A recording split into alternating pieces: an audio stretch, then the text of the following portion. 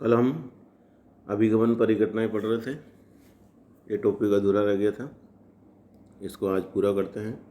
Transport phenomena हमने पढ़ा था कि यदि कोई भौतिक गुण माध्यम में एक जगह अधिक और एक जगह कम हो उस भौतिक राशि का मान, तो वहाँ पे असाम्य स्थिति यानी नॉन इक्विलिब्रियम कंडीशन उत्पन्न हो जाती है। उसके कारण माध्यम में परिचालक बल उत्पन्न हो जाता है और वो परिचालक बल ही क्या करता है, प्रवणता उत्पन्न करता है माध्यम में, और एक भौतिक राशि का फ्लक्स वहाँ जनरेट होता है।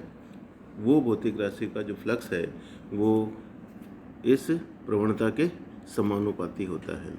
और हमने ये पढ़ा था कि भौतिक राशि का जो फ्लक्स है वो परिचालक बल के समानुपाती होगा और उस समानुपाती नियतांक को अभिगमन गुणांक कहते हैं।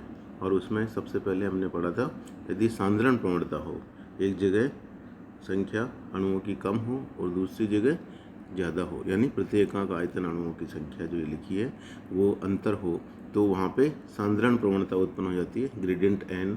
और किसी एकांक समय से एकांक क्षेत्रफल से जो निकलने वाले अणुओं की संख्या है, संख्या फ्लक्स कहेंगे, वो ग्रेडियंट एन के समानुपाती होती है। और इस डी को हम क्या कहते हैं, विसरण गुणांक कहते हैं। ये कल हमने पढ़ा था। इसकी इकाई होती है सेंटीमीटर स्क्वायर पर सेकंड और मीटर स्क्वायर पर सेकंड। इसी क्रम में हम आगे शांता गुणांक पढ़ेंगे। क्या है शांता गुणांक? जब किसी गैस या द्रव में वेग प्रवणता उत्पन्न की जाती है, क्योंकि चित्र में कल दिखाया था हमने कि ये माध्यम में हमारे पास कोई जैसे पानी तरल पदार्थ है, वो सतह पर बह रहा है, तो सबसे जो ऊपरी सतह होगी उसका वेग सबसे ज़्यादा होगा और जो सबसे नीचे होगी उसका कम होगा। तो यहाँ पे वेग प्रवणता उत्पन्न हो गई किस डायरेक्शन में? जेड दिशा में। ठीक है, तो एक हम ये मानते चलते हैं कि क्रमागत दो जो स्तर है उनके बीच में क्या लग रहा है, शान बल लग रहा है। जो अधिक वेग से आगे बढ़ रहा है उसमें, और जो उसके नीचे वेग है उसका कम है, तो दोनों के बीच में एक प्रतिकर्षण बल लगता है, उसको हम शान बल कहते हैं। ठीक है, तो जब किसी गैस या द्रव तरल पदार्थ में वेग प्रवणता उत्पन्न की जाती है तो कणों के द्वारा संवेग का अभिगमन होता है और इस परिघटना को शांता कहते हैं।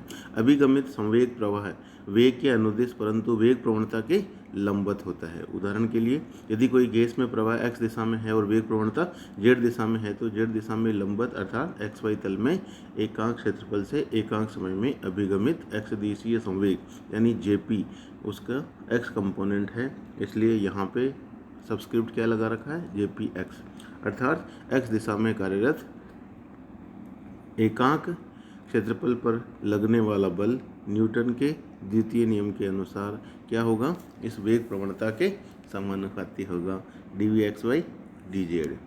तो ये तो हमारे पास संवेग फ्लक्स था, वो वेग प्रवणता के समानुपाती है और समानुपाती नियतांक को यहाँ पे नीटा या ईटा जो भी बोलते हैं वो शांता गुणांक कहलाता है, कोएफिशिएंट ऑफ विस्कोसिटी कहलाता है।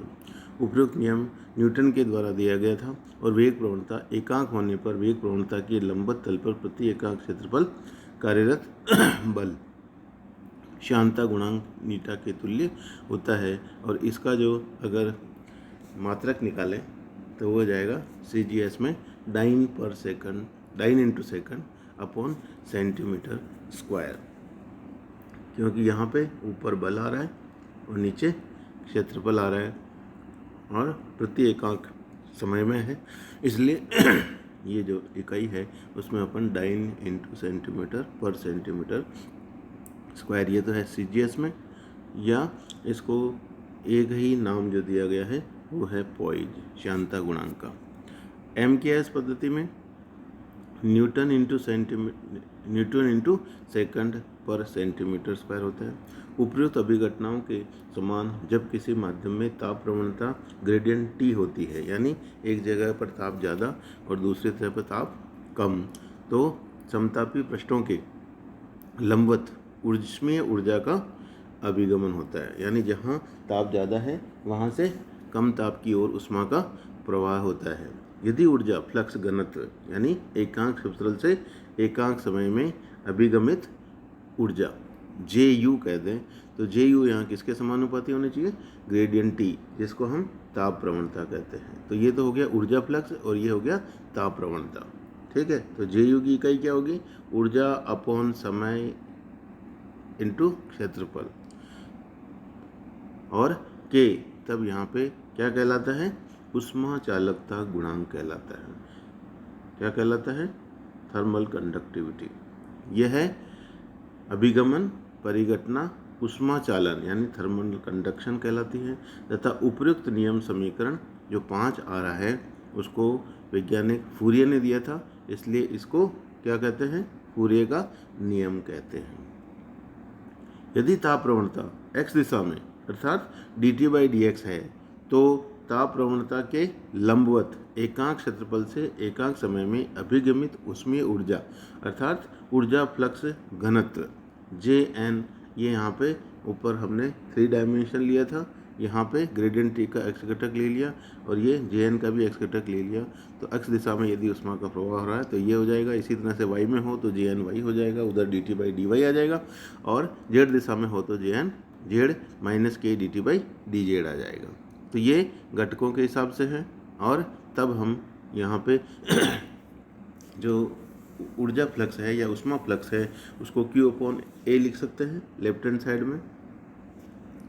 Q क्या है, प्रति सेकंड प्रवाहित उष्मा, किस क्षेत्रफल से, एक क्षेत्रफल से, अनुप्रस्थ काट A से, ठीक है। तो A उधर चला जाएगा और उष्मा प्रवाह की जो दर है Q माइनस KA dt/dx हो जाएगी, जहाँ Q क्षेत्रफल A से प्रति एकांक समय प्रवाहित होने वाली उष्मा की मात्रा है यानी उष्मा प्रवाह की दर है, इसको जूल पर सेकंड कहेंगे।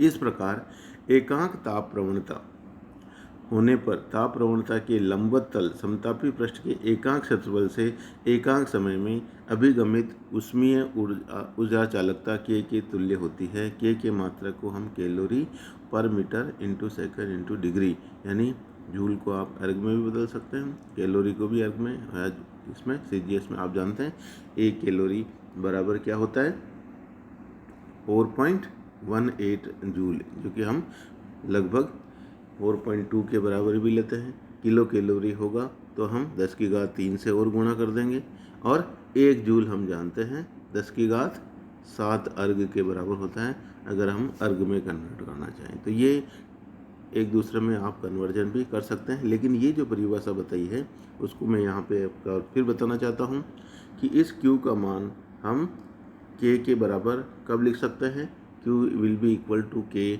कब होगा, जब हमारे पास A 1 हो जाए और dt/dx भी 1 हो जाए। A 1 होने का मतलब होगा क्षेत्रफल क्या है, एकांक क्षेत्रफल हो गया, और dt/dx 1 होने का मतलब है ऊपर dt ताप में परिवर्तन है और dx दूरी है, तो ये ताप प्रवणता, ठीक है, यानी प्रति मीटर ताप में कमी। अगर आप MKS यूनिट ले रहे हैं तो 1 मीटर की दूरी पर ताप में कमी कितनी आ जाती है, 1 आ जाती है ना, माइनस आ रहा है इसमें, माइनस dt/dx को आपको 1 रखना है, यानी 1 मीटर आप नीचे आए, अगर यहाँ पे 30 डिग्री है तो यहाँ पे 29 हो जाए, और यहाँ पे यदि 29 से और नीचे आए तो यहाँ पे 28 हो जाए 1 मीटर दूरी चलने पर।